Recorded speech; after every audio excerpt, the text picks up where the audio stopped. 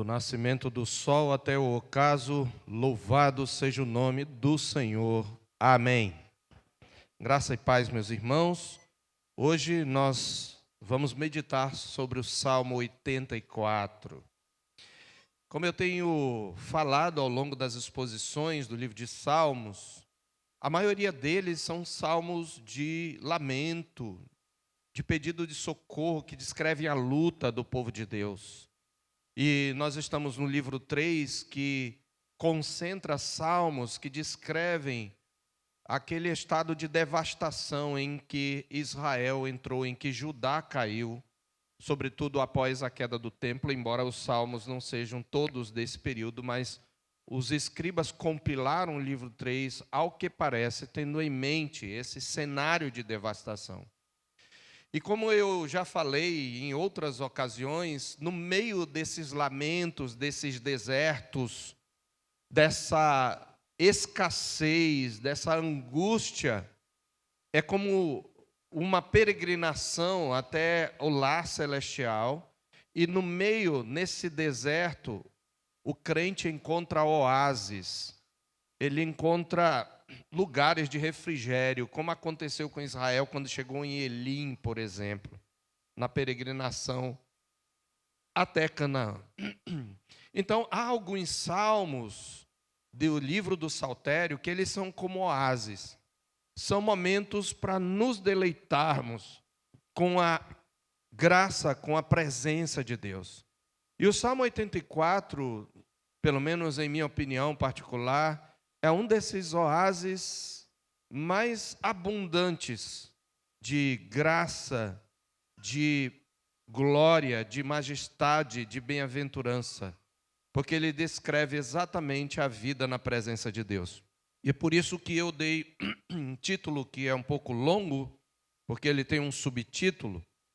E o título que eu dei esta mensagem é Coram Deo, a presença de Deus desejada, contemplada, buscada e celebrada.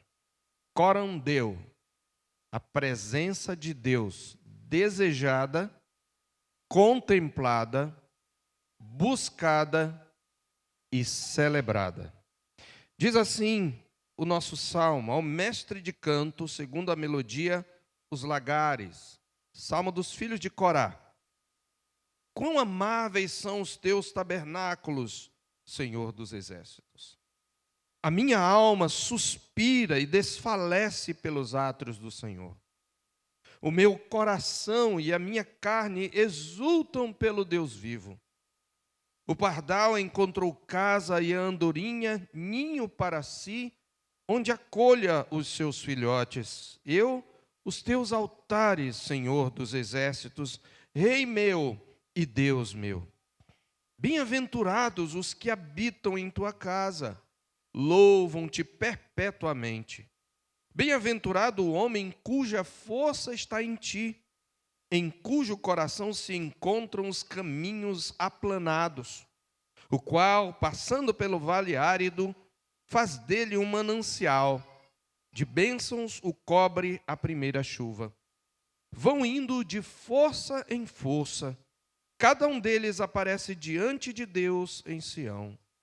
Senhor, Deus dos exércitos, escuta minha oração. Presta ouvidos, ó Deus de Jacó. Olha, ó Deus, escudo nosso, e contempla o rosto do teu ungido. Pois um dia nos teus átrios vale mais que 1000. Prefiro estar à porta da casa do meu Deus a permanecer nas tendas da perversidade, porque o Senhor Deus é sol e escudo, o Senhor dá graça e glória, nenhum bem sonega aos que andam retamente. Ó Senhor dos exércitos, feliz o homem que em ti confia. Amém. Vou repetir de novo o título: Coram Deo, a presença de Deus desejada, contemplada, buscada e celebrada. Irmãos, há alguns termos que nós precisamos aprender. Eu não gosto muito quando alguém enfatiza demais que precisamos facilitar para o ouvinte a ponto de diluir o sentido de algumas palavras ou de perder o sabor de alguns termos que nos identificam. A gente não faz isso em nenhuma área. Na maioria das vezes a gente quer fazer isso só na área do que diz respeito ao Evangelho. Se você aprende uma profissão, você aprende os termos técnicos e quando você conversa, mesmo com o povo em geral, você usa esses termos técnicos. E você os explica. Porque é da natureza daquilo que você faz que você tem algumas definições e palavras novas para aquela área que a definem, que não podem ser esvaziadas, que só podem ser explicadas. Então, no que diz respeito à sã doutrina, existem palavras que nós precisamos saber e aprender. E uma dessas palavras é essa palavra que é uma expressão latina, corandeu. Essa expressão, irmãos, corandeu, ela pertence ao vocabulário clássico da teologia reformada. E ela pode ser traduzida de modo simples como diante de Deus. O presbítero Davi, na sua oração, antecipou isso. Ou na presença de Deus. Ela aparece na Vulgata Latina, tradução da Bíblia do original para o latim, feita por Jerônimo, em textos como, por exemplo, o Salmo 56:13, onde o salmista diz: pois da morte me livraste a alma, sim, livraste da queda dos meus pés, para que eu ande na presença de Deus na luz da vida. Na Vulgata está assim, para que eu ande corandeu na luz da vida. Essa expressão, corandeu, ela sintetiza uma visão de mundo profundamente bíblica. Toda a vida humana, ela significa isto, toda a vida humana se desenrola sob o olhar onisciente de Deus. Ele nos vê, Ele nos conhece e Ele nos sonda. Não há esfera neutra em nenhuma parte do universo e nem momento em que o homem esteja fora desse horizonte. E diante dessa realidade, irmãos, nós somos chamados a viver diante de Deus, sob sua soberania e para a sua glória. Então, viver corandeu é viver com a consciência de que Deus vê, governa, sustenta e julga todas as coisas.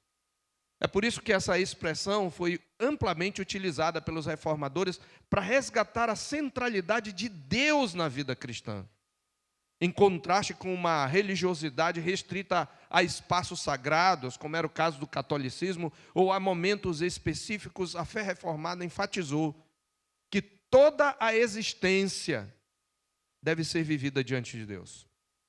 Posteriormente, os puritanos aprofundaram essa compreensão, destacando que a vida corandeu envolve não apenas obediência externa, porque meu coração também está exposto diante de Deus. A vida corandeu também envolve a disposição do coração, a mente, os afetos, a vontade, todos orientados para o Senhor. Ela também não se limita ao culto público, embora nele encontre o seu ponto alto. Antes, ela abrange toda a existência, integrando fé e vida, doutrina e prática, culto e cotidiano. Então, viver corandeu é viver sabendo que Deus é o grande público, é o público supremo diante de quem nós existimos. Essa perspectiva, meus irmãos, confronta diretamente o espírito do nosso tempo. Nós vivemos em uma cultura que frequentemente organiza a vida em torno da visibilidade, da aprovação humana, do marketing, da busca por reconhecimento. A ideia de uma audiência central, redes sociais, exposição pública, validação constante pelas curtidas. Viver corandeu vai na contramão desse espírito. Porque a vida do crente não deve ser orientada pela opinião dos homens, mas pelo olhar de Deus. Quando a gente entende o que é viver corandeu, a gente deixa de buscar o centro da nossa vida nos aplausos humanos. E a gente passa a encontrá-lo na presença divina. Deus é real, irmãos, embora invisível. E nós precisamos aprender a desfrutar da sua presença. No entanto, Ao falar de corandeu, alguns tendem a enfatizar demais o aspecto, ou enfatizar apenas o aspecto da vigilância divina, como se viver fosse apenas estar sob sua inspeção constante. Outros destacam apenas o dever, como se a vida se resumisse a cumprir obrigações diante de Deus. Mas o Salmo 84 nos conduz a uma compreensão mais plena. Ele revela que a vida corandeu envolve não apenas humilde reverência, mas também alegria indizível nessa presença da qual desfrutamos. Porque nesse salmo nós veremos que o salmista não apenas reconhece que está diante de Deus, não é como no Salmo 139, que assustado por saber que está corandeu, ele tenta fugir. Antes aqui, ele anseia por essa presença. Ele encontra abrigo nessa presença. E ele se deleita nessa presença. Deus é o centro do seu desejo. Ele não apenas se submete a essa presença, ele se alegra nela. Ele encontra nela sua felicidade plena. Ele não apenas comparece, ele deseja permanecer nessa presença. Eis uma dimensão essencial, meus irmãos, da vida cristã, que precisa ser continuamente relembrada. Deus não é apenas aquele a quem devemos servir, mas aquele em quem somos chamados a nos deleitar. Essa verdade foi bem expressa por John Piper, que tem uma série de sermões que ele intitula O Hedonismo Cristão, quando ele diz que Deus é mais glorificado em nós, quanto mais nós nos deleitamos nele. A glória de Deus e a alegria do seu povo não são realidades opostas. Não se trata de dizer, eu tenho que viver para a glória de Deus, eu tenho que viver para a glória de Deus, eu tenho que viver para a glória de Deus. Não se trata disso, trata-se de dizer, Ele é o meu tudo, Ele é a minha alegria, Ele é a minha paz, Ele é a minha segurança, Ele é o meu deleite. Eu vivo para Ele. Não é à toa, meus irmãos, que nossos catecismos, em sua primeira pergunta, tanto maior quanto breve, destacam que o fim supremo e principal do homem é glorificar a Deus e gozá-lo para sempre. Porque não é possível viver para a glória de Deus sem se deleitar nele. Quando o coração encontra satisfação em Deus e não nas coisas que Ele pode nos dar, Deus é honrado como o nosso supremo bem. E é exatamente essa perspectiva que encontramos no Salmo 84. Ele nos apresenta a vida corandeu como uma vida que busca a presença de Deus, encontra abrigo nela, experimenta a sua felicidade, clama por sua continuidade e reconhece sua excelência acima de todas as coisas. Trata-se de uma espiritualidade que integra culto e vida, peregrinação e comunhão, reverência e alegria e deleite. À luz da totalidade da revelação, nós podemos adiantar que aquilo que o salmista anelava e experimentava por meio do templo e das suas ordenanças encontra o seu cumprimento pleno no nosso Cristo, por meio de quem temos acesso definitivo à presença de Deus. Assim, viver corandeu é viver em Cristo, reconciliados, recebidos e conduzidos à comunhão com o Pai. Então, ao meditarmos nesse salmo, nós somos convidados a reavaliar nossa própria relação com a presença de Deus. Não apenas se vivemos diante dele, pois isso é inevitável, mas como nós vivemos? Com que disposição nos aproximamos dele para cultuá-lo? E que lugar a presença de Deus ocupa em nossos pensamentos, em nossos afetos, em nossos desejos e em nossas escolhas? O Salmo 84 nos chama a uma vida que não apenas reconhece Deus, mas que aprende pela graça a desejá-lo, a deleitar-se nele como o bem maior. Meus irmãos, quando nós lemos esse salmo, nós percebemos que o cenário nele descrito é de ausência e de distância. Aquele que fala está longe do templo e privado do convívio ordinário com a presença manifesta de Deus no culto público. Observe aí que o salmo é atribuído aos filhos de Corá, e esse grupo era da tribo de Levi, era ligado ao serviço litúrgico.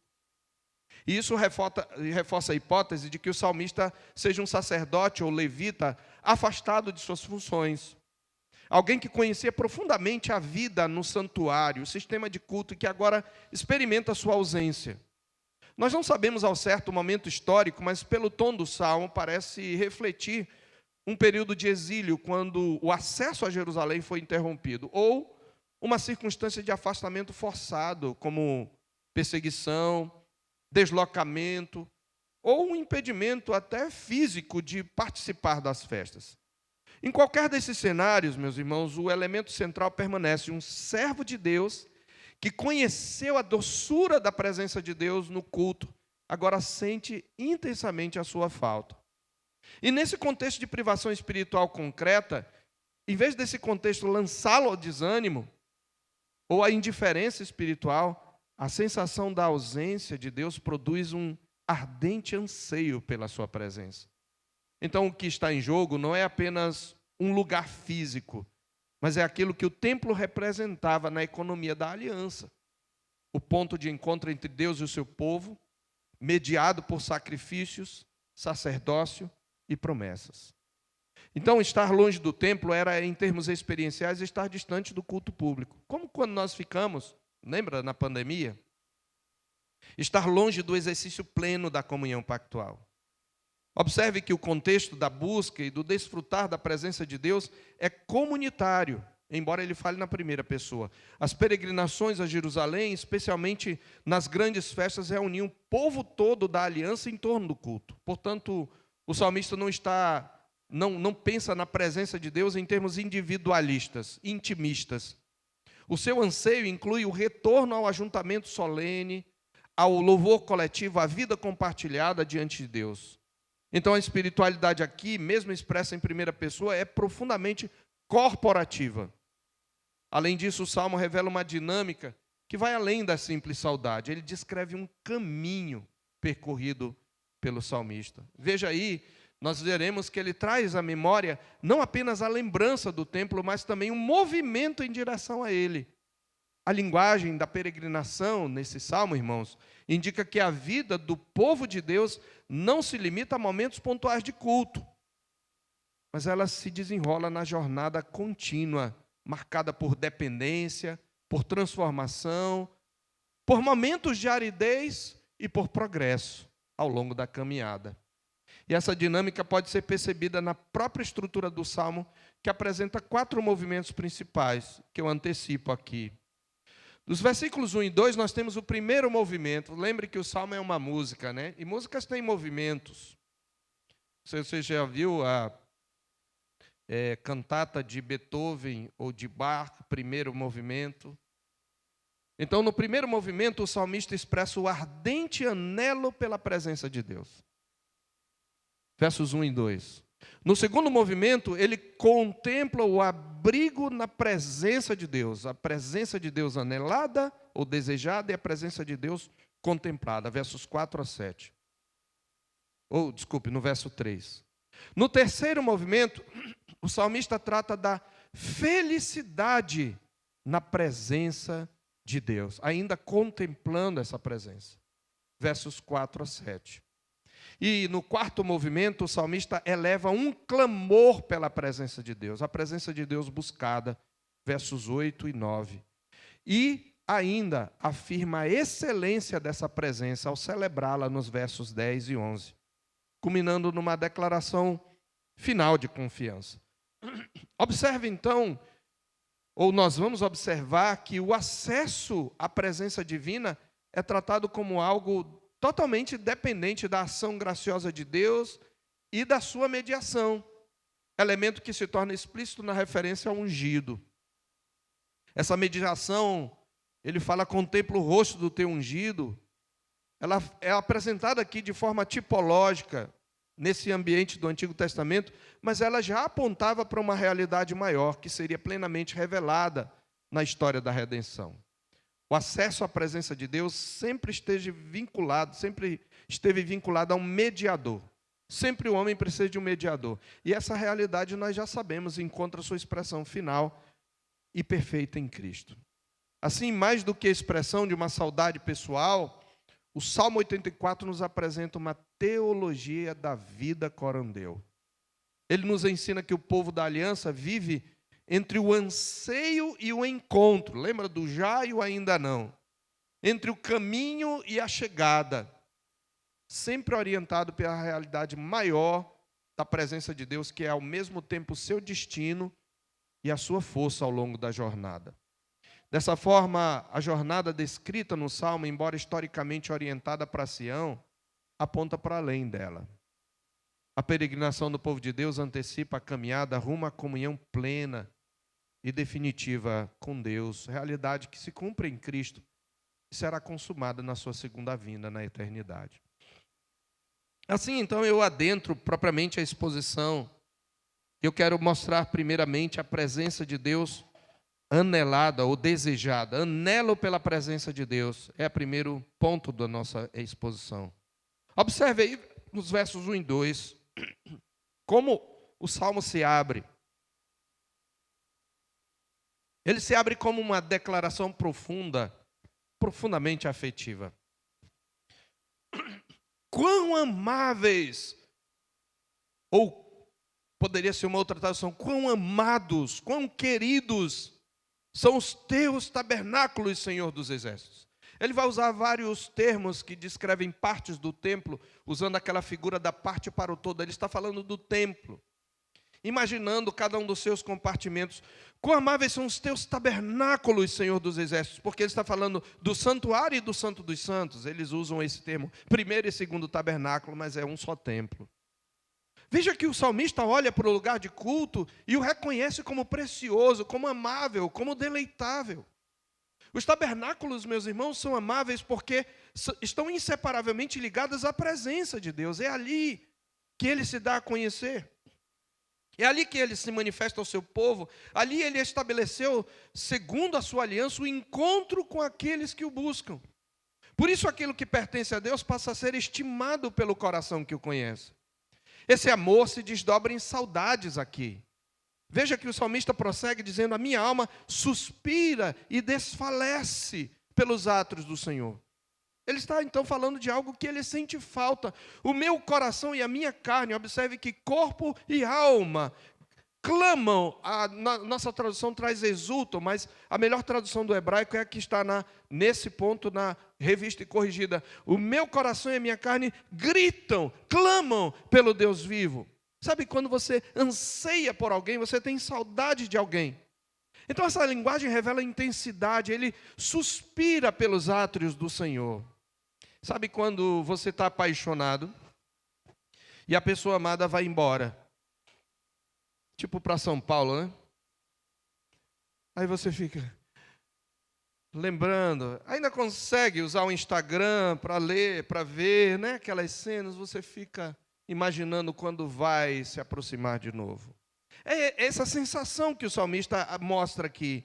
Ele suspira pelos atos do Senhor, como quem sente falta de algo que é vital. Ele desfalece, como quem reconhece que a ausência da presença manifesta de Deus faz definhar a alma. E então declara: o meu coração e a minha carne exultam, clamam, anseiam profundamente pelo Deus vivo. Observe aqui que a busca envolve ser inteiro. Ela é tanto intensiva, mostrada na expressão suspira, desfalece, definha, mostra intensidade, como ela é abrangente. Não só o meu coração, mas o meu corpo deseja esse Deus. É isso que ele está dizendo? Então é uma busca abrangente e profunda, meus irmãos. O salmista então está mencionando alma, que é a sua força vital, coração, o fruto da vida interior, e carne, aqui um sinônimo para corpo, a sua existência corpórea, física, concreta. Alan Harman captou bem o sentimento do salmista quando comentou que ele está espiritualmente faminto pela presença de Deus. Como nós precisamos, meus irmãos, de sentir fome pela presença de Deus. Muitas vezes nós estamos nessa presença e enfastiados, enfadados, entediados. Mas é isto que Deus deseja, que nós tenhamos essa fome da presença de Deus. Então ele está espiritualmente faminto pela presença de Deus, de modo que seu intenso desejo o torna desnutrido e o consome. Todo o seu ser canta de júbilo ao Deus vivo, que é também o poderoso Senhor dos Exércitos, ele fala no verso 2. Isso significa, irmãos, que toda a vida do salmista desde o seu interior até o seu físico, está implicada nesse momento, ou nesse movimento.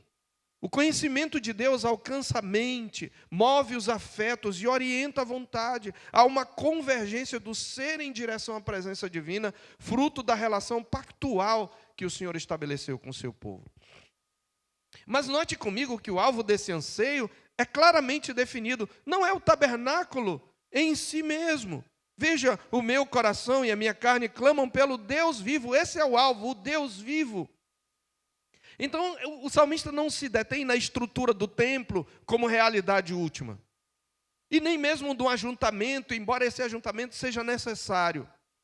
Esse detalhe é fundamental porque revela que, ainda no contexto do templo, o anseio do crente já transcende o espaço físico e se dirige ao próprio Deus. Ele busca o Deus que vive, que age, que é real, que está presente, que se comunica, que se relaciona com o seu povo.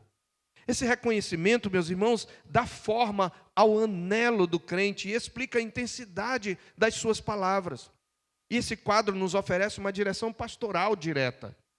O anelo do salmista não surge do nada. Ele é fruto de alguém que conheceu a presença de Deus. Eu não acredito que você que tem pelo menos 2, 3 anos não possa olhar para trás, olhar para a sua vida e não dizer que você conhece a presença de Deus, que você já a sentiu de maneira pujante e indizível. Todo crente sentiu isso desde os primeiros momentos da sua conversão, principalmente nesses primeiros momentos. Então, alguém que conheceu a presença de Deus aprendeu a valorizá-la.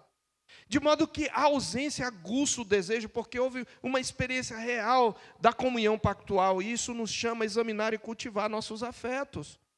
A familiaridade, meus irmãos, com o culto público, o costume com os meios de graça e com a vida da igreja, pode com o tempo, e frequentemente com o tempo, produz acomodação, formalidade mecânica, isto é, feita sem pensar, e fastio espiritual.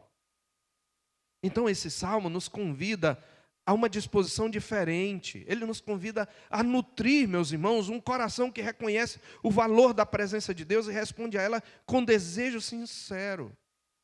E desenvolver esse anelo envolve uma postura intencional. Eu vou repetir. Desenvolver esse desejo envolve uma postura intencional. Como? Envolve a atenção ao que Deus revelou.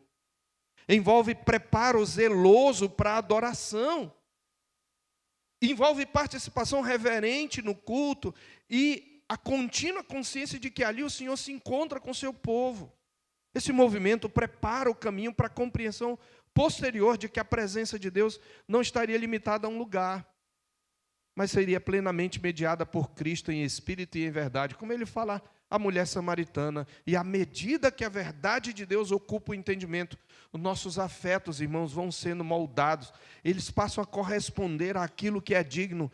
Assim, o anseio pela presença de Deus deixa de ser ocasional e se torna marca da vida corandeu. Uma inclinação constante do coração que aprendeu pela graça a desejar o próprio Deus. Como é que você permanece em forma num esporte? Você já viu um jogador parar de exercitar? Eu me lembro de uma reportagem sobre Cristiano Ronaldo.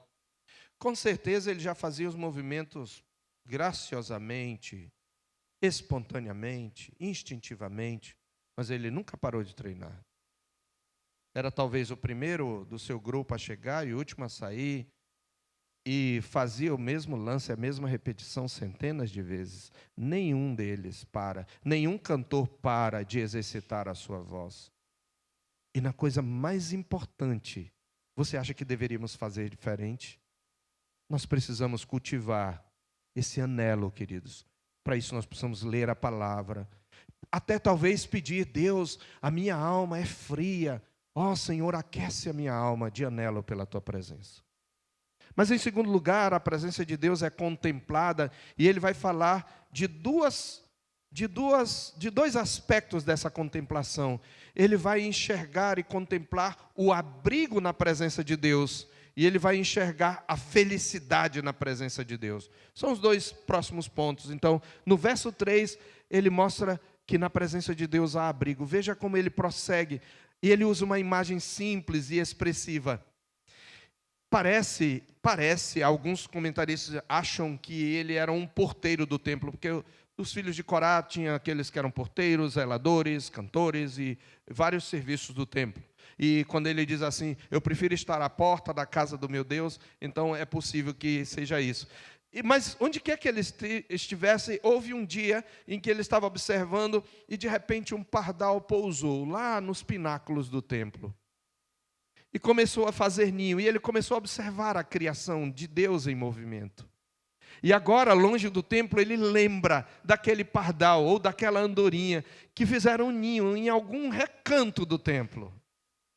E ele está dizendo, como eu queria ser agora como pardal, porque até ele consegue ter abrigo nos altares de Deus. Essa é a ideia. Veja, no original, a palavra, existe uma expressão no hebraico que tem o sentido de até. Tem algumas traduções, ele diz assim, até o pardal encontrou casa, e a andorinha ninho para si, onde acolhe os seus filhotes, nos teus altares, Senhor dos exércitos, Rei meu e Deus meu. O eu aqui na nossa tradução não tem no original. Colocou para fazer sentido. Mas até o pardal encontrou casa e andorinha abrigo. Onde? Nos teus altares, Senhor dos exércitos. Veja, a cena é doméstica, quase silenciosa. Talvez alguns não tenham percebido que pequenas aves, frágeis e comuns, encontram lugar, repouso e permanência justamente junto aos altares. E aqui nós temos a ideia de casa, de descanso. A linguagem sugere estabilidade, pertencimento, segurança, acolhida. Em contraste com a condição do salmista que está distante, até mesmo as aves parecem desfrutar de algo que ele anseia, proximidade contínua com o lugar da presença de Deus. Além disso, a ideia de proteção, não é? A andorinha ou o passarinho, quando ele encontra e faz um ninho, ele abriga e ele protege os seus filhotes. Então, o ninho não é só um lugar de repouso, é um lugar de cuidado, é um lugar de preservação da vida, é um lugar de acolhimento daquele que é vulnerável. Então a imagem amplia o sentido do abrigo, irmãos. Na presença de Deus, o crente sabe que tem um lugar seguro e um ambiente onde a vida é sustentada. Como observa Harman, mais uma vez, o salmista inclusive inveja, por assim dizer, as pequenas aves que eram capazes de achar repouso junto ao altar. Elas acharam para si um lar aconchegante no santuário de Deus. Este é o lugar onde ele também deseja estar. Então, o ponto central da imagem está na sua localização. Tem os altares, é ali que o salmista fixa o olhar. E você lembra, o altar era o lugar do sacrifício. Os altares eram o coração do culto. Não havia culto sem sacrifício. Não havia culto sem mediação. Não havia culto sem aproximação entre Deus e o seu povo. E ali nos altares, os sacrifícios testemunhavam a necessidade de expiação dos pecados, de reconciliação com Deus. Os altares não eram fins em si mesmos, eles apontavam para a realidade futura, para aquele cujo sacrifício perfeito e definitivo, oferecido na cruz, promove o encontro entre Deus e o homem. Portanto, não é qualquer abrigo, não é qualquer casa, é o abrigo que se encontra onde Deus se deixa encontrar, onde Deus marcou o encontro segundo os termos da sua aliança. E ao chamar o Senhor aí, observe, de Senhor dos exércitos, Rei meu e Deus meu, o salmista une grandeza e proximidade. Aquele que governa todas as coisas é o mesmo que se relaciona pessoalmente com o seu povo. E essa confissão, meus irmãos, reforça o sentido do abrigo. Não é apenas um espaço físico, é uma realidade espiritual relacional. O Deus soberano é o Deus que me acolhe. E essa imagem revela algo importante, irmãos. A presença de Deus torna-se objeto de anseio quando nós compreendemos que ela é o único lugar de verdadeiro repouso e segurança. Por isso o salmista não deseja apenas estar ali, ele quer permanecer, habitar, descansar A linguagem do lar e do ninho comunica que a comunhão com Deus envolve estabilidade, cuidado e paz. E aqui há também uma implicação espiritual significativa. Observe que ele usa o livro da criação para meditar sobre os altares de Deus. A criação serve como testemunha silenciosa da bondade de Deus. Ele vê no ninho do passarinho o cuidado de Deus para com sua criação. Isto o ensina a perceber, mesmo nas imagens mais simples, lições sobre a vida diante de Deus. Meus irmãos, essa cena nos conduz a refletir sobre nossa própria relação com a presença de Deus. O Salmo nos apresenta aqui claramente o culto não apenas como um dever, mas como um lugar de abrigo contínuo da parte do Senhor. Por isso, de novo, Deus é mais glorificado em nós quanto mais nos deleitamos nele, e desenvolver essa percepção transforma a maneira como nós nos aproximamos no culto no dia do Senhor e da comunhão com Deus, e cria uma disposição de buscar não apenas momentos ocasionais, mas uma permanência crescente na presença daquele que acolhe, sustenta e guarda o seu povo. Nessa contemplação, então, em terceiro lugar, ele enxerga felicidade na presença de Deus. Versos 4 a 7. Primeiro, ele inveja o pardal e a andorinha. Mas agora, longe do templo, ele inveja ou se lembra daqueles que peregrinam até o templo. Veja o que ele diz, os versos 4 e 7. Ele amplia a visão. Bem-aventurados os que habitam em tua casa, louvam-te perpetuamente. Veja, a presença de Deus, objeto de anelo, descrita como abrigo, é agora apresentada como a esfera da verdadeira felicidade, da eterna bem-aventurança, do desejo de bem-aventurança, a condição, ou do estado de bem-aventurança, a condição espiritual daqueles que habitam na casa do Senhor. E a linguagem, de novo, aponta para a permanência, para a continuidade, para a constância. Veja, aqueles que habitam em tua casa. E essa bem-aventurança se expressa em quê? Em louvor, igreja. Aqueles que habitam em tua casa te louvam, eles cantam perpetuamente. Verso 4. Porque a vida na presença de Deus, ela não pode ser marcada por outra atitude, irmãos, que não a adoração contínua. O louvor não é algo episódico, o louvor é a respiração da alma que reconhece quem é Deus. Nós somos aqui ensinados explicitamente sobre essa verdade. E claramente nós vemos isso no Novo Testamento. Em Romanos 12:1 ele diz: rogo-vos, pois, irmãos, pelas misericórdias de Deus, que apresenteis o vosso corpo por sacrifício vivo, santo e agradável a Deus, que é o vosso culto racional. Essa é a resposta dos salvos à misericórdia de Deus revelada em Cristo. E então, em seguida, o salmista amplia a descrição do homem piedoso. Quem são aqueles que habitam em tua casa? Veja o verso 5, bem-aventurado o homem cuja força está em ti. Ou seja, não é apenas que eles habitam na sua casa, eles dependem da tua presença.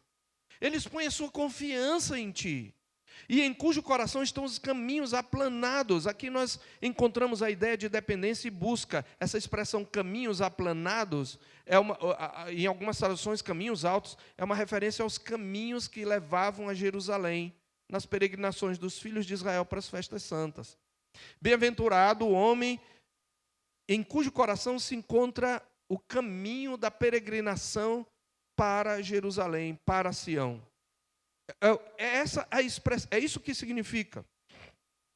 O homem em cujo coração se encontram os caminhos aplanados é aquele que com alegre expectativa peregrina até Sião para celebrar os feitos do Senhor. E você sabe, algumas peregrinações eram por milhares de quilômetros. Eles vinham das extremidades para Jerusalém. Então, é interessante isso, porque não são apenas os que estão no templo, veja, não são apenas os que estão no templo que são chamados de bem-aventurados, mas também aqueles que estão a caminho. Não são aqueles que agora já estão na presença de Deus, desfrutando dessa presença especial, mas aqueles que caminham passo a passo, também são bem-aventurados. Pois a felicidade, irmãos, na presença de Deus, a felicidade não se restringe ao ponto de chegada. ela já se manifesta na jornada daqueles que têm o coração orientado para Deus, os peregrinos no coração, como algumas traduções trazem, cuja vida interior está direcionada para Sião e cuja força não está em si mesmos, mas no Senhor. Observe que essa peregrinação, contudo, ela não é isenta de dificuldades. Tente imaginar, ele está criando uma imagética aqui, é uma excelente construção poética. Ele está imaginando essas pessoas peregrinando para Sião, cantando os cânticos de Sião, e na peregrinação elas vão passar por lugares difíceis. Veja, o qual passando pelo vale árido, ou como na tradução da Revista e Corrigida, passando pelo vale de Baca. Ele está se referindo a um lugar específico e a gente não tem 100% de certeza, mas o plural dessa palavra ocorre em 2 Samuel 5:23, onde se traduz o Vale das Balsameiras. E Baca seria o nome para um tipo de árvore ou arbusto que cresce em lugares áridos e que excretam uma resina, aquelas resinas que muitas árvores fazem fluir do tronco e que às vezes são endurecidas e formam como que lágrimas. Então, a ideia de como se a árvore estivesse chorando, e ele cria uma imagem poética que associa o bálsamo ao choro. E esse vale mencionado possivelmente estava localizado ao longo de uma das rotas de peregrinação para Jerusalém. E tudo isso aponta para quê? O vale árido é um lugar de sequidão, de escassez, de prova e até de choro. Então, uma lição frequentemente esquecida, meus irmãos, que essa figura nos ensina, é que a vida corandeu não é uma jornada sem percalços. Ela envolve momentos de aridez, de sentimento de ausência, de lágrimas. Então, que diferença faz buscar, andar e viver na presença de Deus? Prosseguindo em descrever os que habitam na casa do Senhor, o salmista nos responde: passando pelo vale árido, ele passa pelo vale árido, mas o que ocorre? Ele faz desse vale árido um manancial, um minador, uma fonte. Verso 6. Ou seja, o vale não é evitado por aquele que anseia a presença de Deus, porque ele sabe que no vale ele vai experimentar a graça.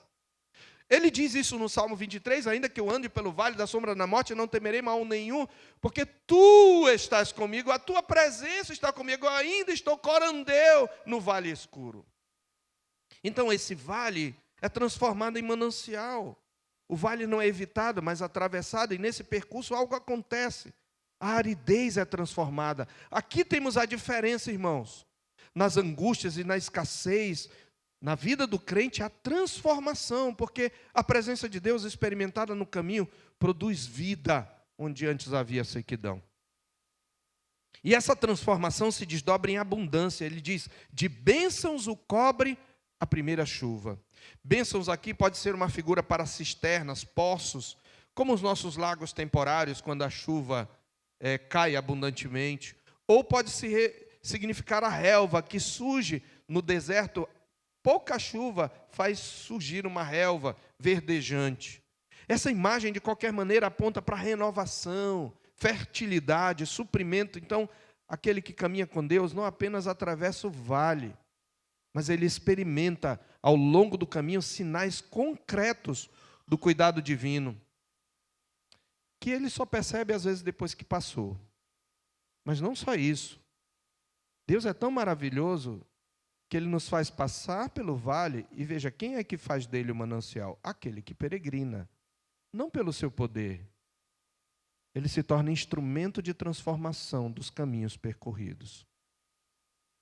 Você está numa crise familiar, pode ser um instrumento de transformação dessa crise. A graça de Deus, meus irmãos, portanto, não se limita ao destino final.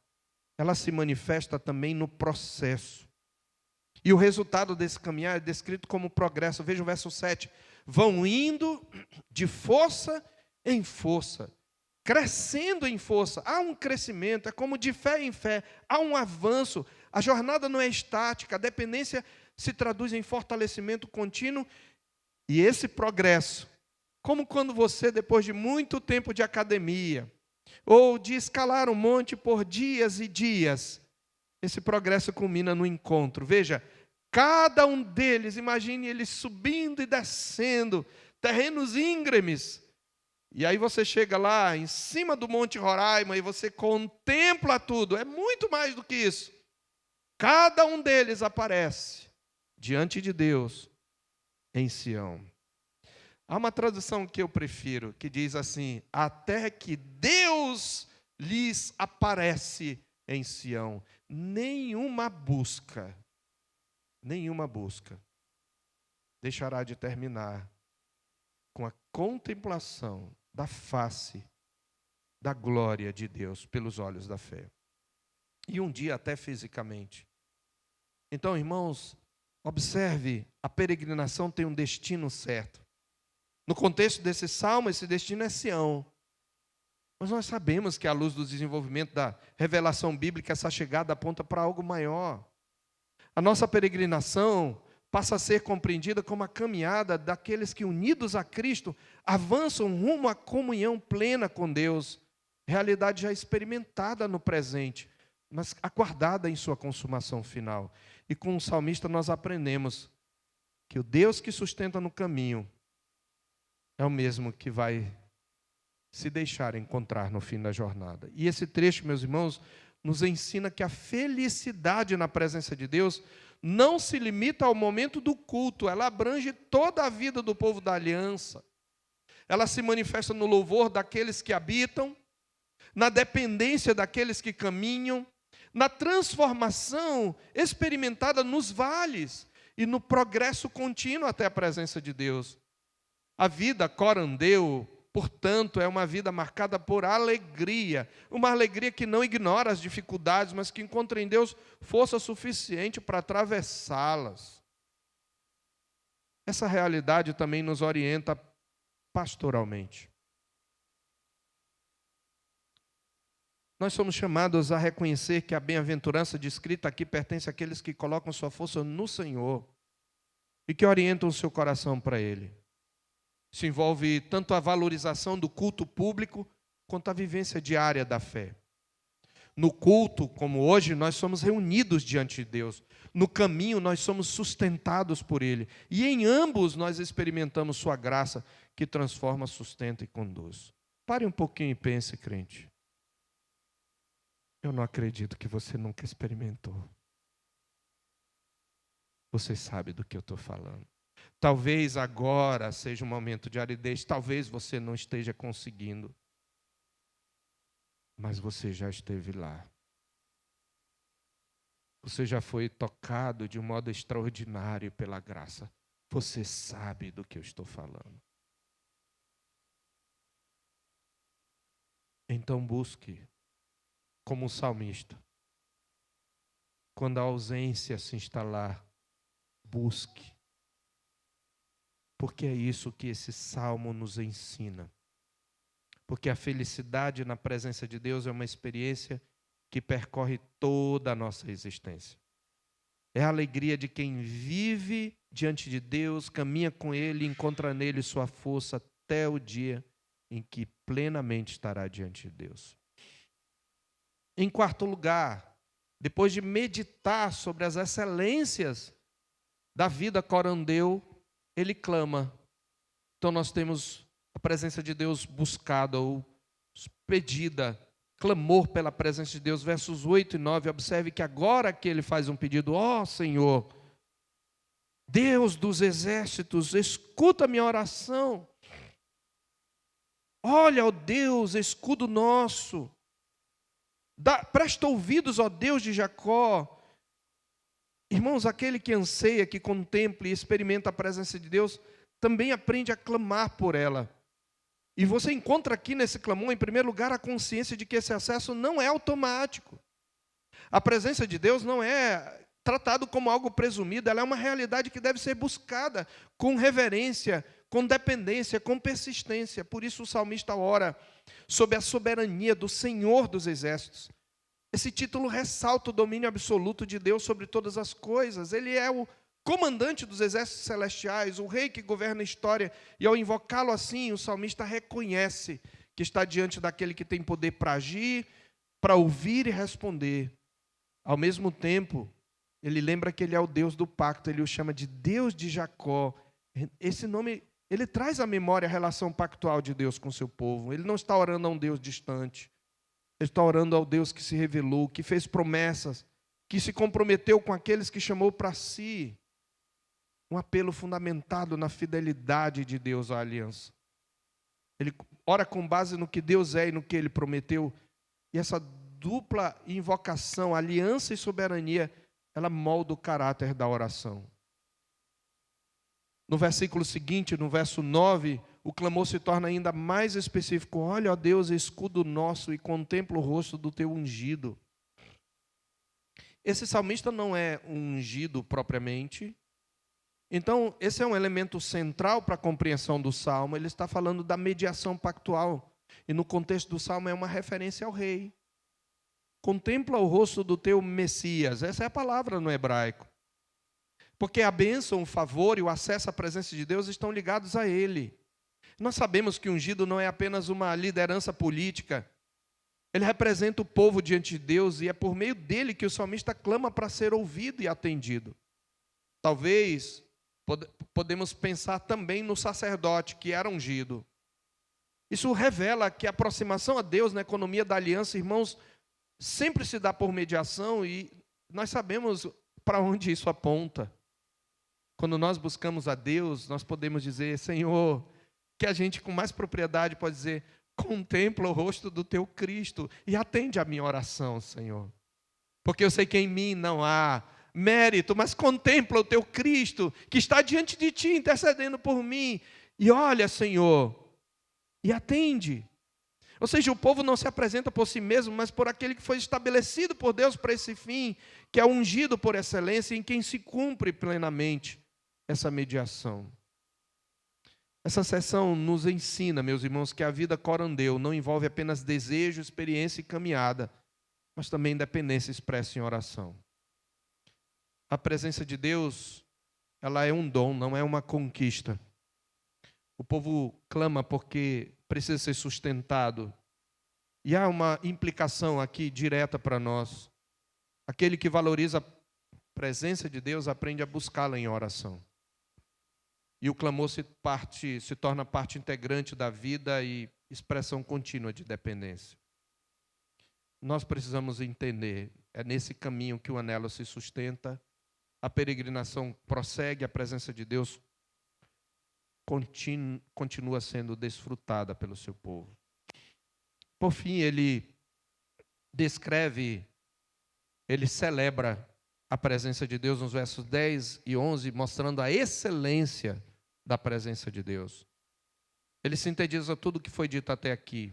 Depois de expressar anelo, contemplar abrigo, descrever a felicidade, elevar o seu clamor, agora ele estabelece um juízo de valor claro e definitivo. Ele avalia, ele compara, ele escolhe. Veja, um único dia, veja o verso 10, um dia nos teus atos vale mais do que 1000. Aqui nós temos uma elipse, ele cortou o fim da frase. Ele está querendo dizer, vale mais do que 1000 em qualquer outro lugar. Ele está declarando que é incomparável estar na presença de Deus. Ele diz, olha, eu prefiro estar à porta, eu prefiro ser o porteiro da casa do meu Deus, a permanecer. Estar à porta é algo meio que não estável, talvez casual. Eu ainda não estou desfrutando, eu prefiro ter um vislumbre pequeno disso, do que descansar nas tendas da perversidade. Mesmo na posição mais humilde, se quisermos considerar esse contexto de porteiro do templo, ainda assim, isso é mais precioso do que habitar com conforto nas tendas da perversidade. Essa escolha, irmãos, envolve discernimento espiritual. Nós temos que entender que só há dois ambientes, duas formas de vida. De um lado, a casa de Deus, de outro, as tendas da perversidade. Ele não só identifica, ele orienta a sua vida a partir dessa presença. Então, a presença de Deus, ela deve se tornar para nós o critério pelo qual tudo mais é avaliado. Por quê? Ele termina dizendo, porque o Senhor Deus é sol. E o Senhor Deus é escudo. O Senhor dá graça e glória, e nenhum bem sonega aos que andam retamente. Então nós encontramos as vantagens, a excelência dessa presença, proteção, riqueza. O Senhor é sol, é fonte de luz, é vida, é direção. Ele é escudo, é proteção, é defesa, é segurança. Aquele que vive na sua presença e o contempla é sustentado por esse Senhor dos Exércitos. A graça aponta para o favor imerecido, e a glória aponta para o destino final, para a plenitude de comunhão. Entre graça e glória, toda a nossa vida está incluída, irmãos. E ele termina afirmando a benevolência do Senhor. Nenhum bem sonega aos que andam retamente. Eu concluo, irmãos. Nós precisamos examinar nossos critérios, nossas escolhas e nossos afetos. O que tem mais peso para nós? O que tem maior peso em nossas decisões? Às vezes nós temos que escolher entre permanecer na presença de Deus e a atenção do meu marido. Permanecer na presença de Deus por obedecê-lo e manter a mansidão, ou o respeito da minha esposa. Porque muitas vezes, desejando coisas justas, nós pecamos para tê-las. E ao fazer isso, nós estamos dizendo, essa atenção é mais preciosa do que a presença de Deus. Porque o pecado nos separa de Deus.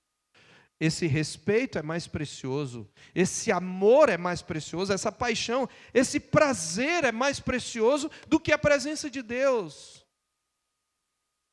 Então, onde estão de fato os nossos afetos? Irmãos, Paulo resume o que deveria ser a escolha do crente em Filipenses 3, de 7 em diante. Mas o que era para mim lucro, isto considerei perda por causa da sublimidade do conhecimento de Cristo.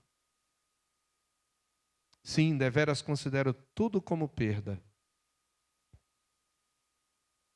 por causa da sublimidade do conhecimento de Cristo. Como você tem se aproximado de Deus no culto? Que lugar esse momento ocupa em sua vida? O que antecede? Que atitudes você tem nas horas antecedentes? Como está a sua devoção pessoal e familiar? Como você tem vivido a peregrinação do dia a dia? Como você se relaciona com o povo de Deus, que é o seu santuário vivo? Cristo de fato é o seu tesouro maior? Que essas perguntas povoem hoje a nossa mente, enquanto nos preparamos para adorar o Senhor à noite. Senhor nosso Deus, aplica a Tua palavra ao nosso coração.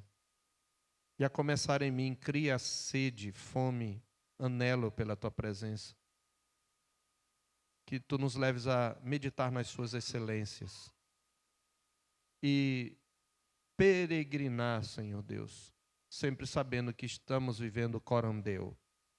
Em nome de Jesus oramos. E que a graça do nosso Senhor e Salvador Jesus Cristo, o amor sacrificial de Deus, nosso Pai, e a comunhão consoladora do Espírito seja conosco e com todo o povo de Deus, hoje e para sempre. Amém.